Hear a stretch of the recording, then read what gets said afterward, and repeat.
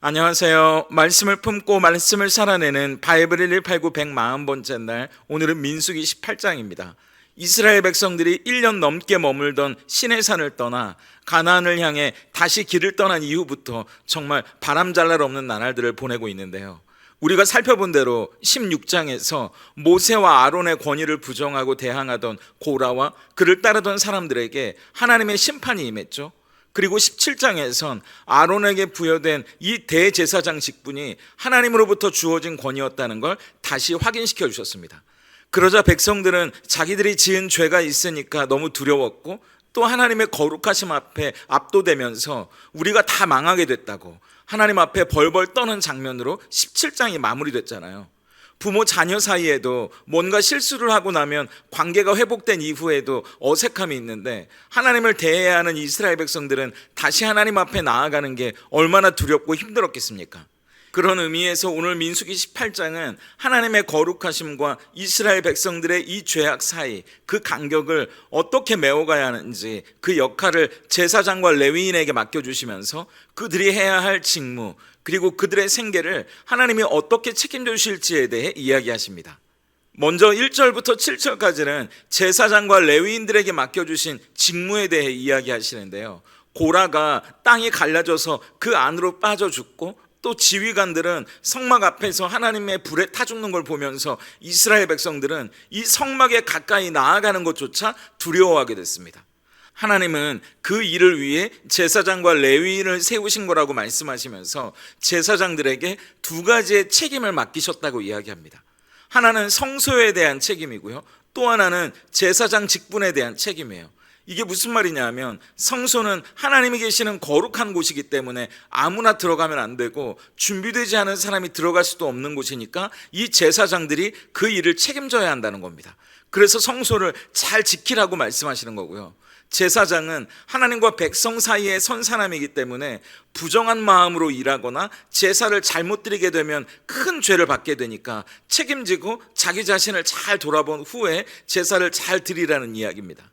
이 일들을 위해 제사장을 돕는 사람들이 레위인인데요, 이 레위인들은 성막지기로 봉사하고 섬기지만 제사장의 권리를 침해하거나 그들의 영역을 넘어가서는 안 됩니다.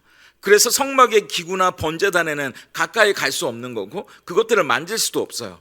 하나님은 제사장들의 업무를 보조하고 수행하면서 돕는 역할로 이 레위인들을 선물로 주셨다고 말씀하십니다.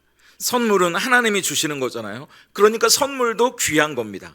그래서 제사장이 유월하고 레위인이 열등한 게 아니라 둘 다 서로에게 소중한 사람들이라고 말씀하시는 거죠. 이어지는 8절부터 20절까지는 성막에서 일하는 제사장들에게 주어진 5가지의 헌물에 대해 이야기하는데요, 제사장들도 일한 삭슬 받아야 생계를 꾸려갈 수 있는 거 아닙니까? 그래서 첫째, 소제나 속죄제, 속건제로 제단에 바친 제물들 중에 남은 부분을 받게 되는 거고요, 둘째, 백성들이 거제나 요제로 바친 것들은 제사장의 몫으로 갑니다. 그리고 셋째, 백성들이 그해 수확해서 하나님께 드리는 첫 소산, 그러니까 첫 곡식이나 제일 좋은 기름, 제일 좋은 포도주가 제사장에게 드려집니다. 넷째, 헤렘이라고 해서 백성들이 특별히 하나님께 드린 예물이 있는데 그것도 하나님이 제사장에게 주십니다.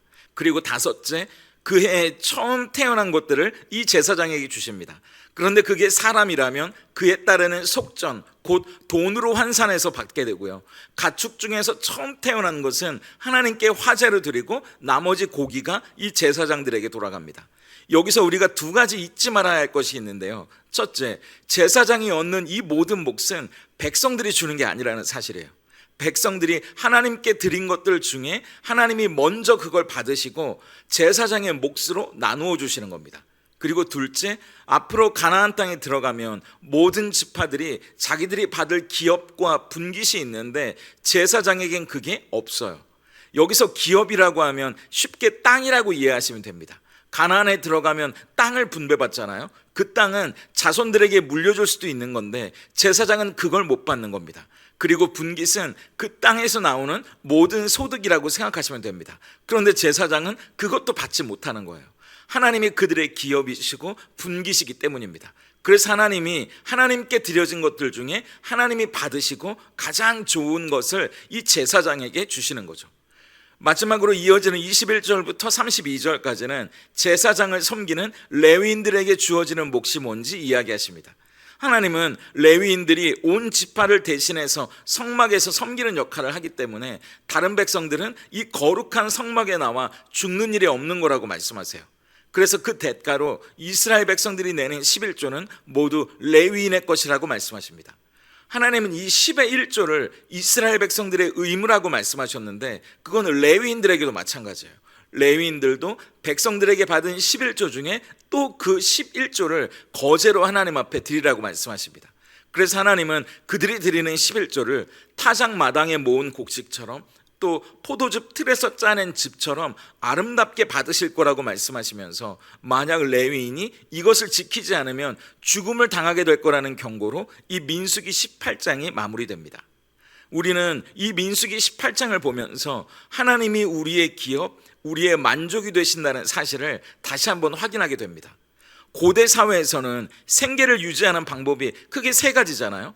하나는 가축을 키우는 겁니다.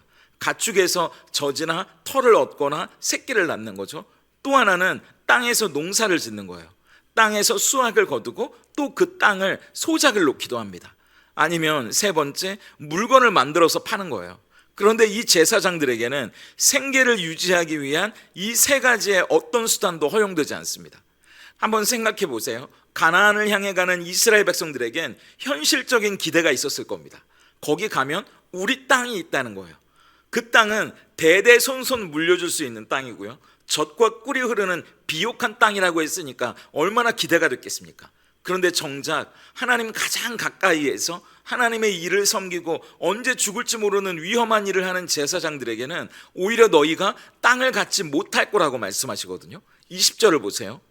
여호와께서 또 아론에게 이르시되 너는 이스라엘 자손의 땅에 기업도 없겠고 그들 중에 아무 분깃도 없을 것이라. 내가 이스라엘 자손 중에 내 분깃이요 내 기업이니라. 가나안에 너희 땅은 없다고, 어떤 소득도 없을 거라는 말이 이들에게 얼마나 두렵게 들렸겠습니까? 얼마나 불안했겠어요. 그렇기 때문에 하나님은 그들의 생계를 책임져 주신다고 말씀하시는 겁니다. 그리고 이어서 더 좋은 약속을 주시는 건데요, 하나님이 그들의 분깃이 되시고 그들의 기업이 되어 주실 거라는 약속입니다. 하나님이 내 분깃, 내 기업이라는 말씀이 무슨 의미일까요? 어떤 분은 이걸 이렇게 설명하시더라고요. 하나님은 이 세상의 그 어떤 부자보다 더 부자시고 어떤 왕보다도 강한 왕이셔서 하나님만 잘 믿으면 그분이 성공도 주고 돈도 주고 명예도 가져다 준다고요. 그분이 우리의 분깃을, 우리의 기업을 두둑히 챙겨주실 테니까 걱정하지 말라는 의미라고 이걸 설명하시더라고요. 그분이 어떤 의미로 이걸 설명하시고 또 신앙생활에 도움이 되도록 쉽게 설명하려는 의도는 알겠는데 사실과는 좀 다릅니다. 그렇게 이해하다 보면 누가복음 15장에 나오는 탕자의 비유에서 아버지 곁에 있던 큰아들과 다를 게 없어지기 때문이에요. 큰아들은 둘째 아들처럼 방탕하지도 않았죠. 그리고 집을 나가지도 않았습니다. 아버지 집에 머물면서 아버지를 위해 일했던 사람이잖아요. 그런데 정작 큰아들의 마음과 동기는 아버지가 아니라 아버지의 재산에 있었잖아요. 그렇기 때문에 아버지와 함께하는 삶, 그래서 아버지와 누리는 인격적인 관계에서 오는 만족, 즐거움, 행복이 아니라 그저 내가 일한 만큼 보상해줘야 할 주임처럼 그렇게 아버지를 여겼던 겁니다. 그런데 그건 복음이 아니잖아요. 복음은 하나님 그분 자체가 우리의 기업이고 분깃이라고 이야기합니다. 이 세상이 줄 수 있는 그 어떤 만족이나 기쁨, 행복과는 비교할 수 없는 분이 하나님이시기 때문이에요. 잘 나가는 어떤 도시의 땅보다도, 세상에 얼마만큼의 돈보다도, 화려한 지위보다도 넘치는 만족과 기쁨을 주시는 분이 하나님이시기 때문입니다. 그래서 그분과 함께하는 것이 우리에겐 행복하고 좋은 거예요. 사실 하나님은 제사장들의 생계를 책임져 주시면서 세상의 다른 것들로 내 만족과 기쁨과 행복을 채우려 들지 말고 하나님이면 충분하다는 것, 그래서 하나님으로 만족하는 삶이 뭔지 이 제사장들에게, 이스라엘 백성들에게 자기들의 삶으로 보여주라고 말씀하시는 겁니다. 그런데 이스라엘의 역사 가운데 하나님은 제사장의 생계를 책임져 주신다는 이 약속을 지키셨거든요. 그런데 제사장들은 이 약속을 지키지 못합니다. 사무엘상에 나오는 엘리 제사장의 아들들을 생각해 보세요. 그들은 하나님이 주시는 분깃이 아니라 자기들의 배를 채우는데 급급했거든요. 왜냐하면 하나님이 아니라 고기를 기업으로 삼았기 때문입니다. 예레미야와 미가 선지자가 성경에서 제사장들을 고발하는 이유가 뭔가요? 제사장들이 돈을 위해 가르치고 돈을 위해 예언한다는 거예요. 하나님이 아닌 물질을 기업으로 삼았기 때문이죠. 예수님이 계시던 시대도 별반 다르지 않습니다. 예수님이 왜 성전에서 분노하셨습니까? 제사장들이 이 성전을 강도의 소굴로 만들었기 때문이잖아요. 그들은 하나님을 예배하는 집을 자기들의 경제적인 기득권, 자기들의 정치적인 기득권을 지키는 땅으로 삼아버렸기 때문입니다. 왜 이런 일이 일어났을까요? 하나님이 아니라 다른 것을 기업으로 분깃으로 삼으려고 할 때 그들은 욕망의 노예가 되어버린 거죠. 하나님 한 분이면 충분하다는 이 복음을 잊어버렸기 때문이에요.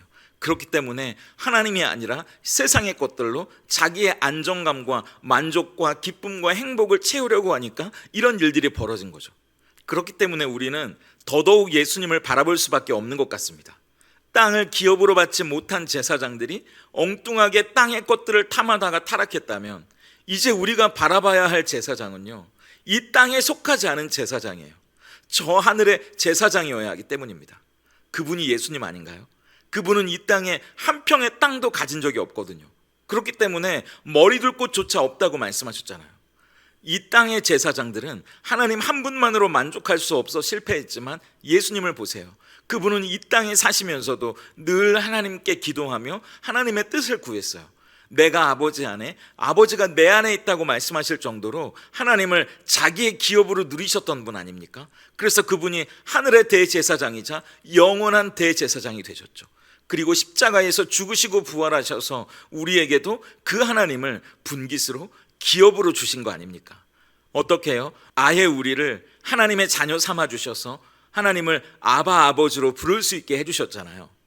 오늘도 세상은 우리에게 더 많은 땅을 차지하라고 소리칩니다. 그런데 하나님은 내가 너의 땅이 되어주겠다고 약속하세요. 이건 우리가 세상에서 누릴 수 있는 걸 빼앗는 게 아니고요, 우리가 생각했던 것보다 더 크고 더 좋은 걸 주신다는 약속입니다. 그게 하나님 자신이세요. 예수님 안에서 그 하나님을 기업이요 분깃으로 받은 우리는 세상이 줄 수 없는 참된 만족과 영원한 기쁨과 생명을 가진 사람들입니다. 그렇다면 이제 세상의 땅을 더 갖고 싶어서 그 땅을 계속 쳐다보는 욕심과 미련이 아니고요, 우리와 함께 하시는 하나님 한 분만으로 충분하다고, 하나님 안에서 만족하며 행복해할 수 있는 은혜를 누릴 수 있다면 얼마나 좋을까요? 그래서 시편 73편 26절의 고백이 우리의 고백이 될 수 있다면 좋겠다는 생각이 들었어요. 내 육체와 마음은 쇠약하나 하나님은 내 마음의 반석이시요 영원한 분깃이시라. 하나님이 우리의 기업이고 우리의 분깃이라는 이 고백이 이 세상에서 가장 부유하고 가장 담대하고 가장 빛나는 삶을 살아가는 사람들의 고백이기 때문입니다. 그러므로 오늘 하나님 한 분이면 충분하다고, 그분 안에서 우리는 세상에서 누릴 수 없는 최고의 만족과 기쁨과 행복을 누린다고 고백하는 저와 여러분이 될 수 있기를 소망합니다.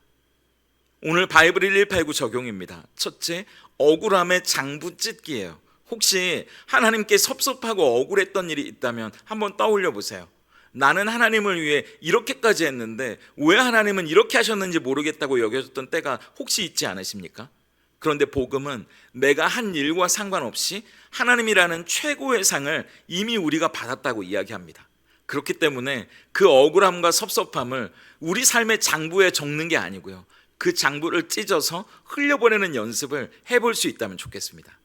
둘째, 하나님의 기쁨 찾기예요. 하나님은 이미 우리에게 최고의 것을 주셨다고 말씀합니다. 하나님의 아들 예수님을 통해 하나님과의 새로운 관계 안에 살게 하셨기 때문이에요.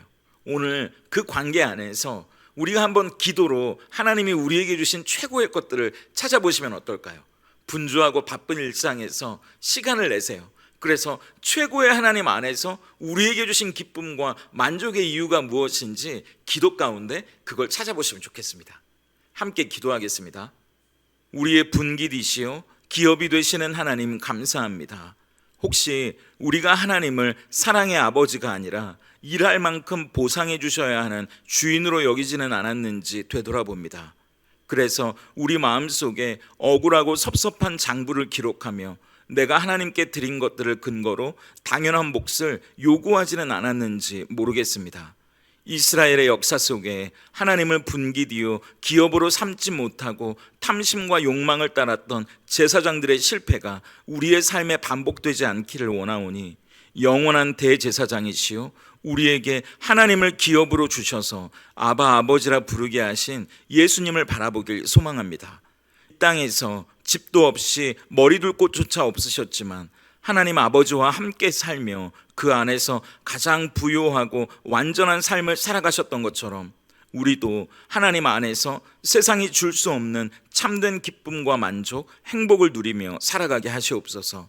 그리하여 하나님만으로 충분하다는 고백이 입술로만이 아니라 우리 삶의 간증이 되게 하시고 우리 교회가 서로에게 더 많은 것을 요구하는 공동체가 아니라 이미 모든 것을 받았으니 서로에게 아낌없이 나누고 베푸는 공동체로 세워져 가게 하시옵소서. 예수님의 이름으로 기도드립니다. 아멘.